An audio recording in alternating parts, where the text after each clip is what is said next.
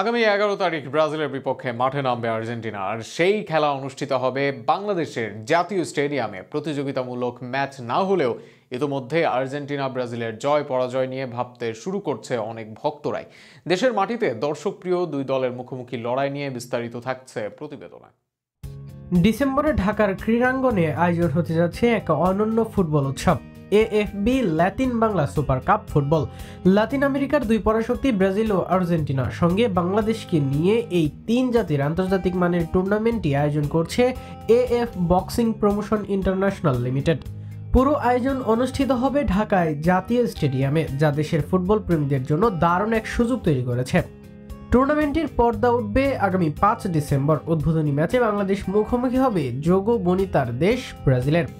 এরপর 8 ডিসেম্বর বাংলাদেশের প্রতিপক্ষ আর্জেন্টিনা। আর সবচেয়ে পরীক্ষিত মহরণটি অনুষ্ঠিত হবে 11 ডিসেম্বর। ফুটবল ইতিহাসের সবচেয়ে আলোচিত দ্বৈরথ আর্জেন্টিনা বনাম ব্রাজিল। 3 ম্যাচই হবে ঢাকায়, যা উৎসবে পরিণত করবে পুরো ক্রীড়াঙ্গনকে। এই প্রতিযোগিতার বিশেষত্ব হলো বাংলাদেশ দল গঠন করা হবে দেশের সাবেক তারকা ফুটবলারদের নিয়ে, আর 3 দলের খেলোয়াড়রাই মাঠে নামবে নিজেদের জাতীয় জার্সি পরে।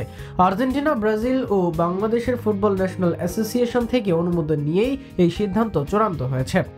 মূলত লেজেন্ডস ও সাবেক তারকা খেলোয়াড়দের নিয়ে অনুষ্ঠিত হবে এই প্রদর্শনীমূলক আসর, যা গ্যালারিতে ভিন্ন উত্তেজনা ছড়াবে। এছাড়া ব্রাজিল দলকে অনুপ্রাণিত করতে ঢাকায় আসছেন ফুটবল বিশ্বের কিংবদন্তি কাফো। বিশ্বকাপ জয়ী এই তারকার উপস্থিতি নিঃসন্দেহে বাড়িয়ে দেবে প্রতিযোগিতার মর্যাদা ও দর্শকদের আগ্রহ।